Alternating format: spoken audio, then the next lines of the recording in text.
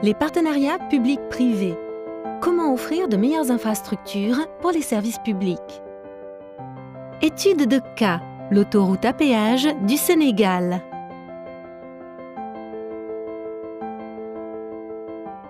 Bonjour chers auditeurs, je suis Dominique Ndong, coordinateur général des grands travaux de l'APIX. Je vais vous parler du projet autoroute à péage initié par l'État du Sénégal pour répondre à une situation critique liée à des problèmes d'embouteillage constatés dans la région de Dakar. Pour ceux qui connaissent Dakar, sa position géographique fait que nous sommes confrontés à un trafic qu'on appelle pendulaire. Le matin, tout le trafic converge vers le centre-ville. Le soir, c'est l'effet inverse. Et compte tenu de cette situation, ça se traduisait par des pertes économiques assez importantes. Pourquoi ce partenariat public-privé? Tout simplement parce que l'État, confronté à une rareté de ses ressources, a trouvé nécessaire de faire appel au financement privé pour accélérer la réalisation d'une infrastructure qui est très, très structurante. Alors, dans ce cadre-là, nous avons mis en place assez rapidement ce qu'on appelle communément une loi CET qui régit les contrats PPP, étant entendu que le cadre institutionnel était initialement limité au Code des marchés publics. Donc, dans ce cadre-là, l'État du Sénégal donc, a eu à lancer l'appel d'offres selon la loi CET, sélectionner le groupe Eiffage, qui est un opérateur privé au niveau mondial, qui est reconnu.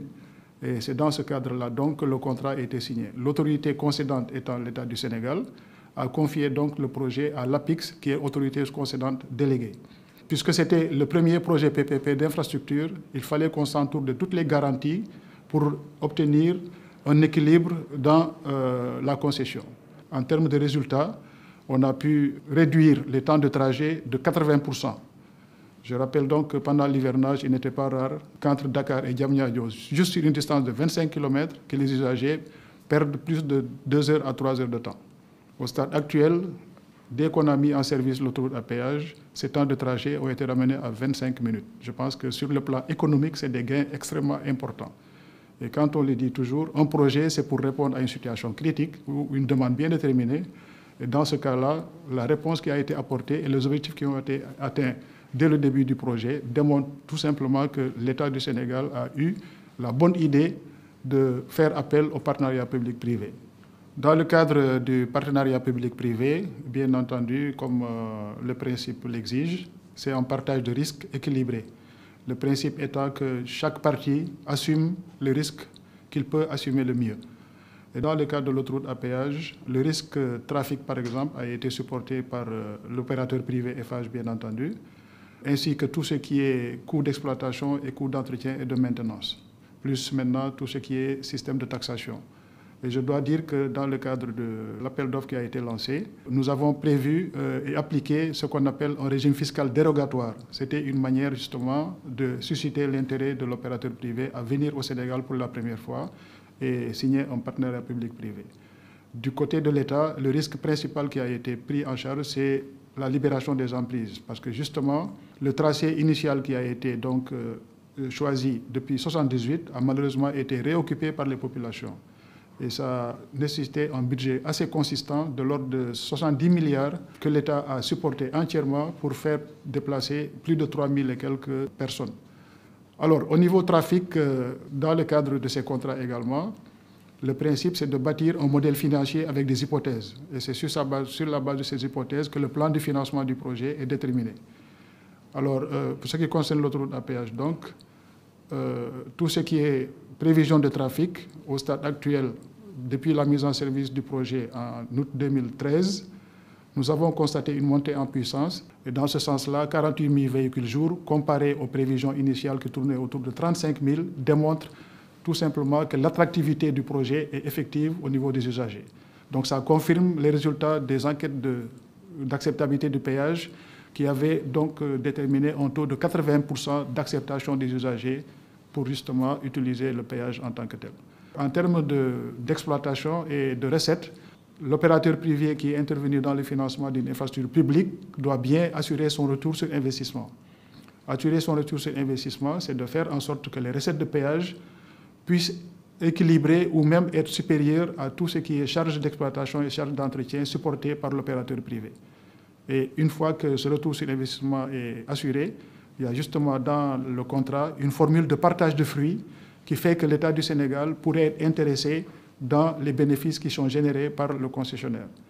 Autre chose, au-delà des recettes de péage, il y a ce qu'on appelle des services annexes, des services commerciaux qui assurent des rentabilités, des rentrées de recettes additionnelles et qui peuvent effectivement concourir à toujours assurer l'équilibre du projet et un éventuel partage de fruits. Le coût d'investissement du projet est réparti entre une part publique et une part privée. L'État du Sénégal, justement par rapport donc à ses relations avec ses partenaires techniques et financiers, a pu mobiliser 3 partenaires essentiellement. La Banque mondiale, l'Agence française de développement et la Banque africaine de développement. Du côté du privé également, il en est de même. Il y a des ressources propres apportées par le privé.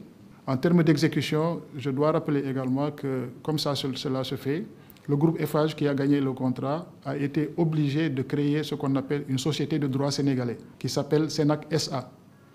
Cette société de droit sénégalais qui est titulaire du contrat, donc dispose de ce qu'on appelle un groupement construction-conception, qui est constitué donc d'entreprises qui travaillent pour le compte de Eiffage, étant entendu que le risque construction et le risque exploitation est entièrement supporté par l'opérateur privé. Rôle de l'APIX. APIX a géré tout le processus de sélection de l'opérateur privé et assure également le suivi des travaux, plus la phase exploitation. Et dans ce cadre-là, APIX travaille en bonne collaboration avec ce qu'on appelle un comité de pilotage de grands travaux. Le comité de pilotage des grands travaux réunit toutes les administrations sénégalaises qui peuvent apporter en plus dans le cadre de la prise de décision. Le contrat PPP, c'est un contrat assez complexe. Il faut avoir une bonne maîtrise de ses aspects techniques, financiers et juridiques. Et dans ce sens-là, puisque c'est le premier projet PPP, la meilleure manière de garantir la réussite du projet, c'était de s'entourer avec le maximum d'expertise possible. Donc dans ce cadre-là, APIX a coordonné le travail du comité de pilotage et en plus, c'est attaché les services d'un certain nombre d'experts. Facteurs de réussite du projet, les objectifs qui ont été atteints et qui portent essentiellement sur l'amélioration de la mobilité urbaine. En premier, c'est la réduction des temps de trajet. Passer de 2 heures ou plus à 25 minutes, je pense que c'est tout bénéfice pour l'ensemble de l'économie nationale. L'autre facteur important, c'est le consensus qu'il y a eu au niveau donc du montage du projet. Parce que, comme on le dit assez souvent, quand les gens sont confrontés aux conséquences de l'embouteillage, le côté politique n'intervient plus, parce que c'est des conséquences qui sont subies par tout le monde. Ici, ça a été un large consensus partagé par l'ensemble des acteurs, aussi bien politiques qu'économiques, pour trouver le bien fondé de mettre en œuvre un tel projet. L'autre aspect également, c'est en termes de libération d'emprise. Si on considère la complexité du déplacement involontaire de population, je pense que le fait d'avoir réussi à déplacer plus de 3000 familles le long du tracé, sans trouble, a été un succès majeur. L'autre aspect également, c'est la qualité du niveau du service. Parce que le projet a été réalisé selon les standards internationaux et le savoir-faire justement de l'opérateur privé peut même faire tache d'huile pour que d'autres entreprises locales, sénégalaises ou étrangères intervenant au Sénégal puissent connaître la qualité du niveau de service qui est offert et que ça soit quelque chose qui est partagé pour améliorer notablement le réseau routier national. Un point important également, c'est quand on parle de grands travaux, il faudrait que ces grands travaux se traduisent par une valeur ajoutée ressentie par les populations d'une manière générale.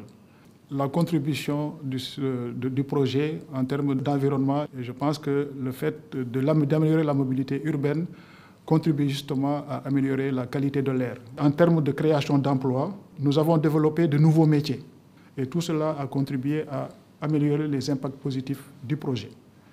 Leçons et expériences. Pour ce qui concerne le montage du contrat PPP, nous voulons surtout insister sur la complexité de ce type de contrat et la nécessité pour les administrations, l'administration sénégalaise en particulier, de développer une capacité de négociation avec le privé.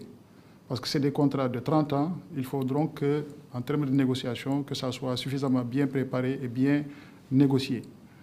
Autre chose également, c'est la multiplicité des intervenants. Parce que, aussi bien du côté de l'État du Sénégal, avec ses partenaires techniques et financiers, il faut encadrer l'ensemble du processus. Le côté privé également, avec ses prêteurs privés. Et à ce niveau, il a fallu donc que le contrat puisse être accompagné par un document qu'on appelle un accord cadre, qui réunit l'ensemble des acteurs et pour lesquels, effectivement, chacun cherche à préserver ses intérêts. L'autre leçon qu'il faut peut-être retenir, c'est le consensus politique. Un contrat de 30 ans, il faudrait que dans le cadre donc, des dispositions contractuelles, que le risque politique soit un risque bien maîtrisé. Au Sénégal, nous avons l'avantage d'avoir une stabilité politique, un consensus au niveau des prises de décision concernant ce projet-là. On n'aurait pas souhaité effectivement que d'un gouvernement à un autre, qu'on remette en cause les dispositions du contrat. L'autre leçon qu'il faut tirer, c'est dans le cadre justement de la mise en œuvre des projets. Un projet, plus il est réalisé tôt, et mieux cela vaut. Parce qu'effectivement, avoir à gérer des variations importantes, aussi bien de coûts que de trafic, je pense que c'est quelque chose qu'il va falloir effectivement voir et analyser de plus près. Je vous remercie pour votre attention.